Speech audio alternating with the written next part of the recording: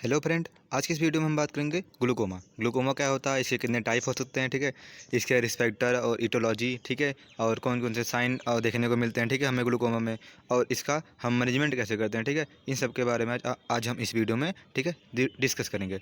सबसे पहले हम देखते हैं, ठीक है, ग्लूकोमा होता क्या है।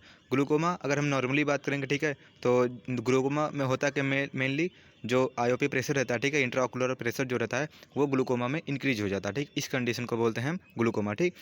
इसके पीछे बहुत सारे रिस्पेक्टर या फिर हम बोल सकते हैं इटियोलॉजी प्रेजेंट रहती है, ठीक है, जिसकी वजह से जो इंट्राऑक्यूलर प्रेशर है वो इंक्रीज होता है, ठीक है। जो नॉर्मल इंट्राऑक्यूलर प्रेशर होता है वो होता है 8 से 21, ठीक है, mm/Hg, ठीक, इतना होता है नॉर्मल। अगर ये 22 से 23 हो रहा है, 24 हो रहा है, 25 हो रहा है, ठीक, अगर इससे ज़्यादा जा रहा है, ठीक, तो वो कंडीशन कहलाता है ग्लूकोमा, ठीक है। अब ये क्या करता है, ठीक, ये कॉज कर सकता है अगर ये जो आईओपी है, ठीक, आईओपी अगर इंक्रीज हुआ है, ठीक, तो ये ऑप्टिक जो नर्व होती है उसको भी ये डैमेज कर सकता है, जो कि ब्लाइंडनेस का कॉज कर सकता है, ठीक है, आगे जाके। It is a condition in which intraocular pressure increase more than 22 mm/Hg due to inadequate drainage of aqueous humour from canal of Schlemm, ठीक, सेलम क्या होता है, एक वे नेटवर्क होता है, ठीक, और over production of aqueous humour from ciliary process, ठीक। ये अब ग्लूकोमा, ठीक है, मान लिए हम जान गए, ठीक है, कि जो आईओपी प्रेशर वो इंक्रीज हो जा रहा है, ठीक, लेकिन ये क्यों होता है, ये क्योंकि जो एक वे नेटवर्क होता है बोल सकते हैं, जिसकी जहाँ से, ठीक है, जो इक्वसोमर है, ठीक, वो ड्रेन आउट होता है, ठीक, मतलब सिलरी प्रोसेस से निकलता है, और जो वेन होती है जिसको हम सेलम बोलते हैं, ठीक है, या फिर टेबकुलर मेसवर्क बोलते हैं, ठीक, वहाँ से वो बाहर हो जाता है, ठीक है, और ये सर्कुलेशन इसका चलता रहता है, ठीक है। और जो प्रेशर है आईओपी वो नॉर्मल बना रहता है, लेकिन जो कैनल है, ठीक, उसमें कोई ऑब्स्ट्रक्शन आ जाए, ठीक है, जिसकी वजह से जो ड्रेनेज पास हो रहा है वो प्रॉपर अमाउंट में ना पास हो, ठीक, बहुत कम, बहुत थोड़े अमाउंट में पास हो, ठीक, तो उससे क्या होगा, जो प्रेशर है, ठीक, वो इंक्रीज होएगा, या फिर बहुत ज़्यादा प्रोडक्शन होने लगे, बहुत ज़्यादा क्या हो, प्रोडक्शन होने लगे, ठीक है, जो सिलरी प्रोसेस है, ठीक, वहाँ से जो इक्वसोमर है, ठीक, उसका बहुत ज़्यादा प्रोडक्शन होने लगे, जिसकी वजह से जब बहुत ज़्यादा प्रोडक्शन होगा, ठीक है, लेकिन वो बाहर नहीं निकल पाएगा, तो ये भी कॉज करेगा ग्लूकोमा का, ठीक है, इससे भी क्या होगा, वहाँ का प्रेशर इंक्रीज हो जाएगा, ठीक है, तो ये होता है ग्लूकोमा, ठीक।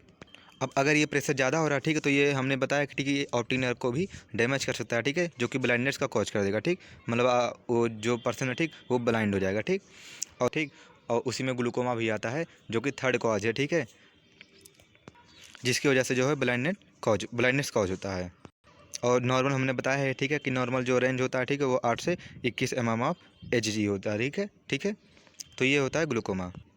नेक्स्ट बात करते हैं इसका रिस्पेक्टर के, ठीक है, कौन कौन से रिस्पेक्टर हो सकते हैं, ठीक, एज हो गया, ठीक, मोर देन 45 ईयर, जो कोई पर्सन है, ठीक, वो 45 ईयर से अगर ज़्यादा उसका एज है, ठीक, तो उसको चांसेस है, ठीक है, क्योंकि वहाँ पर ग्लूकोमा कॉज हो सकता है, क्योंकि एज के अकॉर्डिंग क्या होता है ना, बहुत सारे हमारे बॉडी में बहुत सारे चेंजेस होते हैं, ठीक, बहुत सारे फिजियोलॉजिकल चेंजेस होते हैं और हार्मोनल चेंजेस होते हैं, ठीक है, मेटाबॉलिक चेंजेस होते हैं, तो ये हो सकता है, ठीक, रिस्पेक्टर के तौर पर, ठीक है, हम एज को लेते हैं, ठीक है, और फैमिली हिस्ट्री हो सकती है, ठीक, अगर पर्सन के किसी फैमिली मेम्बर को पहले से रहा होगा, ठीक है, तो उसको होने के चांसेस रहते हैं, या फिर डायबिटीज़ मिलाइटिस, ठीक, या फिर उसको पेशेंट को डीएम है, ठीक, डायबिटीज़ मिलाइटिस है, तो भी कॉज कर सकता है, या फिर पर्सन को मायोपिया हुआ है, ठीक है, जो कि हाई डिग्री वहाँ पर सीवियर मायोपिया पर्सन को है, तो ये भी कॉज कर सकता है, ठीक है, किसको, ग्लूकोमा को। और यूज ऑफ एस्ट्रॉयड, ठीक, अगर एस्ट्रॉयड का जो ड्रग होती है, ठीक, उसका बहुत ज़्यादा पर्सन यूज कर रहा है, ठीक, तो ये भी कॉज कर सकता है ग्लूकोमा को। स्टेरॉइड क्या करता है, जो प्रोडक्शन है, ठीक है, इकोसोमर को उसको बढ़ा देता है, या फिर कोई इंजरी हुई हो आई में, ठीक है, जिसकी वजह से जो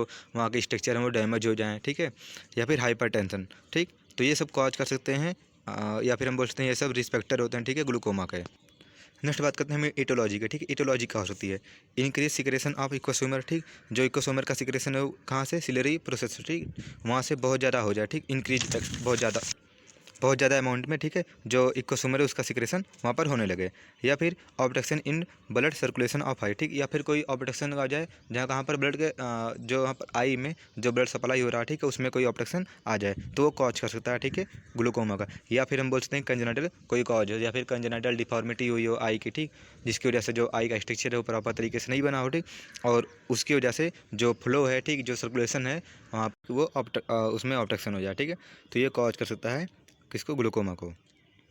नेक्स्ट बात करते हैं, ठीक है, इसके टाइप की, तो इसके मेनली दो टाइप होते हैं, एक होता है प्राइमरी और एक होता है सेकेंडरी, ठीक है। फर्स्ट है प्राइमरी एंगल क्लोजर ग्लूकोमा, ठीक है, इसमें क्या है, इसमें जो जो उसका पाथवे रहता है, ठीक है, फिर पैसेज रहता है जिसके द्वारा वो जो इकोसोमर है वो पास होता है, उसमें कोई ऑब्स्ट्रक्शन हो जाता है, ठीक। ये होता है मेनली जो इसमें वो जो सिलेरी प्रोसेस है, ठीक, जो इकोसोमर सीक्रेट होता है, ठीक। उसके बाद वो सर्कुलेट होते हुए जाता है ट्यूबरकुलोस मेसवर्क की तरफ, ठीक है। तो वहाँ का जो पाथवे है उसका वो बहुत नैरो हो जाए, ठीक, या फिर उसमें कोई ऑब्स्ट्रक्शन आ जाए, ठीक।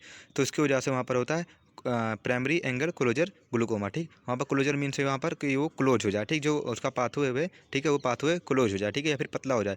तो वो उससे क्या होगा, जो प्रेशर है, ठीक, वो इंक्रीज हो जाएगा, ठीक है, और प्रॉपर तरीके से वहाँ पर सर्कुलेशन नहीं होगा, तो वो कॉज कर सकता है ग्लूकोमा का, ठीक है। तो एक ये टाइप होता है। नेक्स्ट बात करते हैं primary angle open angle glaucoma, ठीक। ये क्या होता है, ये जो मोस्टली केसेस होता है ग्लूकोमा का, ठीक, उसमें 80% जो केस है, ठीक, वो प्राइमरी ओपन एंगल ग्लूकोमा होता है, ठीक है। इसमें क्या होगा, जो इकोसोमर का प्रोडक्शन है, ठीक है, वो बहुत ज़्यादा बढ़ जाता है, ठीक है, मतलब एक्सेसिव अमाउंट में हो जाता है, या फिर जो ट्यूबरकुलर मेसवर्क है, ठीक, वहाँ पर कोई एबनॉर्मलिटी आ जाए, ठीक, या फिर वो ब्लॉक हो जाए, ठीक। तो उसकी वजह से ही यहाँ पर ग्लूकोमा होता है। जो नेक्स्ट टाइप है, ठीक है, वो हमारा सेकेंडरी ग्लूकोमा, ठीक। सेकेंडरी मीन्स यहाँ पर नाम से क्लियर, ठीक है, यहाँ पर जो प्राइमरी कॉज होगा वो मीन्स वहाँ पर आइस के रिलेटेड नहीं होगा, ठीक। वो किसी और डिसीज़ की वजह से वहाँ पर वो कॉज होगा, ठीक है। Increase IOP due to post operation complication और अदर डिसऑर्डर, ठीक। या फिर जैसे कि कैटरेक्ट का ऑपरेशन हुआ, ठीक, तो उसकी वजह से कॉज हो सकता है, ठीक है। या फिर कोई और डिसऑर्डर रहा हो, जैसे कि हाइपरटेंशन हो गया, ठीक है, इंस अगर डिसऑर्डर में, ठीक है, या फिर डायबिटीज मेलाइटिस हो गया, तो उसकी वजह से, ठीक है, वहाँ पर ग्लूकोमा कॉज हो रहा है, तो वो कहलाता है secondary glaucoma. Next is absolute glaucoma, ठीक। It is extremely painful form of glaucoma in which the complete blindness occurs और eye become hard as stone, ठीक। ये क्या होता है, जो एब्सोल्यूट ग्लूकोमा होता है, ठीक, इसमें जो हमारी आँख होती है, ठीक, वो पूरा एक स्टोन की तरह, ठीक, हार्ड हो जाती है, और जो पर्सन है, ठीक, जो पर्सन है वो अनेबल हो जाता है, ठीक है, विजुअलाइजेशन करने के लिए, मतलब वो पर्सन को पूरी तरीके से कुछ भी दिखाई नहीं देता है, ठीक है। और जो उसका आँख है, ठीक, या फिर आई है, वो पूरी तरीके से, ठीक है, स्टोन की तरीके से हो जाती है, या फिर बहुत हार्ड हो जाती है, तो उसको बोलते हैं हम एब्सोल्यूट ग्लूकोमा। नेक्स्ट बात करते हैं, ठीक है, इसके क्लिनिकल मैनिफेस्टेशन के बारे में, कौन कौन से साइन हम देखते हैं। First is slow painless vision loss, ठीक।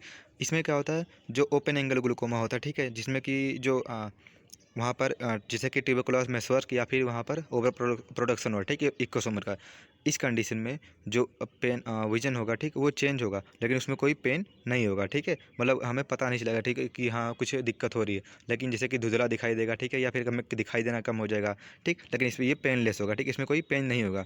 लेकिन अगर वहीं पर क्लोज एंगल ग्लूकोमा है, ठीक, तो इसमें क्या होगा, इसमें सीवियर पेन होगा, ठीक है, हमारे ईयर में, सॉरी आई में, ठीक।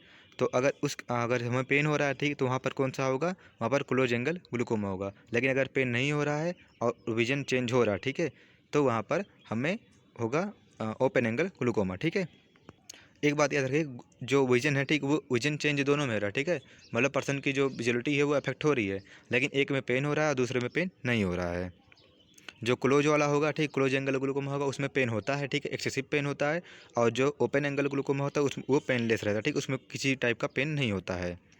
Next is progressive and irreversible loss of peripheral vision followed by loss of central vision, ठीक।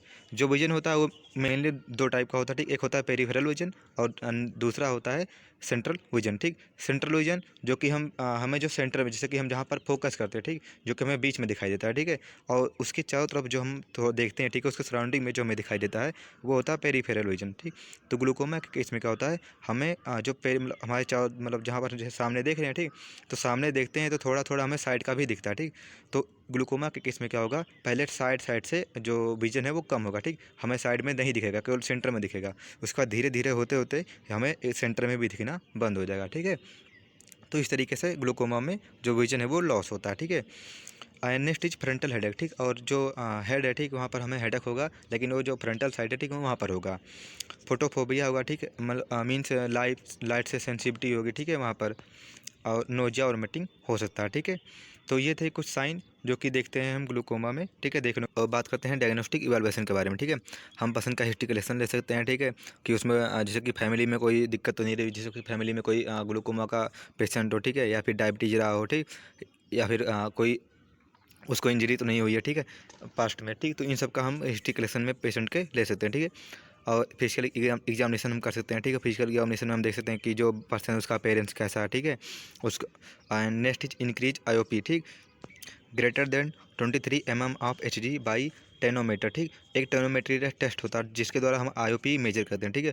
अगर जो आईओपी है मीन्स वो नॉर्मल कितना होता है, वो होता है 8 to 21, ठीक, mm ऑफ एच जी। अगर इससे ज़्यादा इंक्रीज हो रहा है, ठीक, मीन्स हम यहाँ पर बात करते हैं 22 से अबव हो रहा है, ठीक है वो, तो उस ये कंडीशन कहलाती है ग्लूकोमा, ठीक। तो वो उसको हम मेजर करते हैं, ठीक है, आईओपी को। तो वो कंडीशन होती है उस टेस्ट को बोलते हैं हम टेनोमेट्री टेस्ट, ठीक है। Next is ophthalmic examination, so atrophy of optic nerve and retina, ठीक। हम ऑप्थेल्मिक एग्जामिनेशन कर सकते हैं, ठीक है, जिसमें कि हम ऑप्टिक नर्व अगर डैमेज हो रहा है, ठीक है, या फिर रेटिना में कोई चेंजेस है तो उसको हम यहाँ पर मेजर कर सकते हैं, ठीक है। क्योंकि जो ग्लूकोमा, ठीक, वो कॉज कर सकता है जैसे कि ऑप्टिक नर्व उसमें डैमेज हो सकती है, ठीक है। तो इसके लिए हम वहाँ पर ऑप्थेल्मिक एग्जामिनेशन करेंगे। नेक्स्ट बात करते हैं ग्लूकोमा के मैनेजमेंट के बारे में, ठीक। इसमें फर्स्ट है मेडिकल मैनेजमेंट, ठीक।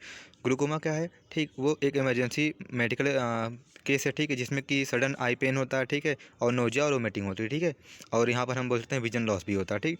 तो ग्लूकोमा ये केस ऐसा केस है जिसमें कि बहुत ज़्यादा आँख में पेन होगा, ठीक है, नोजिया वोमिटिंग होगा और विजन लॉस हो जाएगा, ठीक है। तो इस केस में हमें मेडिकल इमरजेंसी में उसमें तुरंत ट्रीटमेंट करने की आवश्यकता होती है, ठीक। ग्लूकोमा का जो ट्रीटमेंट है, ठीक, वो सर्जिकल भी होता है और मेडिकल मीन्स हम मेडिसिन के थ्रू भी, ठीक है, उसको ट्रीट कर सकते हैं, ठीक। हम इसमें ड्रग देंगे, ठीक है, पिलोकार्पिन, ठीक, जो कि क्या कहते हैं, एक मायोटिक ड्रग होता है जिससे क्या होगा, जो आईओपी इंक्रीज हुआ, ठीक, वो डिक्रीज हो जाएगा। इसमें ये करता क्या है, मेनली जो इकोसोमर का जो उसमें ऑब्स्ट्रक्शन हुआ या फिर हम बोल सकते हैं वो बहुत ज़्यादा हो गया, ठीक, तो उसके ड्रेनेज में ये हेल्प करता है, ठीक है, उसको ड्रेन आउट कर देगा, ठीक है, और जो प्रेशर है वो डिक्रीज हो जाएगा, ठीक। नेक्स्ट चीज़ हम बीटा ब्लॉकर दे सकते हैं जिससे कि जो प्रोडक्शन हो रहा है इकोसोमर का वो कम हो जाएगा, ठीक है। इसमें होता है टिमोल, ठीक, टॉपिकल यूज, ठीक, मीन्स इसमें हम आई ड्रॉप के द्वारा वहाँ पर हम एडमिनिस्टर कर सकते हैं। नेक्स्ट इज हम डायरेटिक्स यहाँ पर दे सकते हैं जिसमें होता है एसिटाजोलामाइड, ठीक, ये एक वीक डायरेटिक्स होता है, ठीक, इसलिए हम यहाँ पर ग्लूकोमा के केस में यहाँ पर हम यूज करते हैं जिससे कि इंट्राकुलर प्रेशर जो है वो डिक्रीज हो जाए, ठीक है। ज़्यादातर हम यूज करते हैं जोलामाइड, ठीक, ये डायरेटिक्स होता है। तो ग्लूकोमा के पेशेंट में ये ड्रग यूज होती है। नेक्स्ट बात करते हैं सर्जिकल मैनेजमेंट, ठीक, सर्जिकल मैनेजमेंट, ठीक, वो है ट्रेबेकुलर, ठीक। इसमें क्या होता है, जो ट्रेबेकुलर मेसवर्क होता है, ठीक, उसको हम रिमूव कर देते हैं, ठीक है, जिसमें जो ऑब्स्ट्रक्शन आ रहा है उसको हम रिमूव कर देते हैं जिससे कि जो ड्रेनेज या फिर सर्कुलेशन है इकोसोमर का वो प्रॉपर तरीके से, ठीक है, हो जाता है। नेक्स्ट इज टेबुलोप्लास्टी, ठीक, इसमें हम लेजर सर्जरी से, ठीक, यहाँ पर जो टेबुकुलर मेसवर्क जैसे कि उसको कोई इंजरी हुई है, ठीक, उसके द्वारा वो डैमेज हो गया है, ठीक, तो उसको हम इसमें रिपेयर करते हैं जिससे कि जो सर्कुलेशन है वो प्रॉपर तरीके से हो जाए, ठीक। तो जो टेबुलोप्लास्टी होता है, ठीक, एक लेजर सर्जरी होता है जिससे कि जो टेबुकुलर मेसवर्क है उसको हम रिपेयर करते हैं, ठीक है। तो ये था सर्जिकल मैनेजमेंट, ठीक है, जो कि हम ग्लूकोमा में परफॉर्म करते हैं।